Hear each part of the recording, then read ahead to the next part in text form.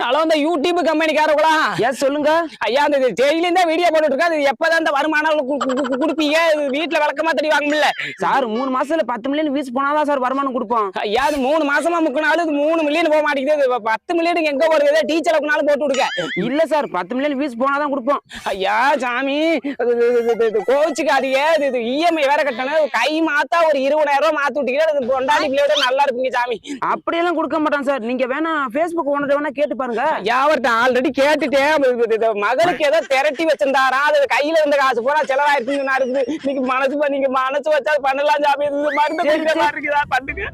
சரி ரொம்ப கஞ்சாதீங்க. உங்களை பார்த்தாலும் பாவமா தான் இருக்குது. இந்த நம்பருக்கு போன் பே பண்ணி விட்டு பாருப்பா. ஐயா, நான் நல்லா இருப்பீங்க சாமி. ஆனா 3 மாசம் திருப்பி கொடுத்துடணும். ஐயா, 3 மாசத்துல தந்துடுறேன் சாமி.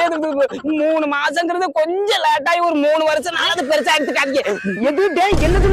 ஐயா, ஒண்ணு கேள்வி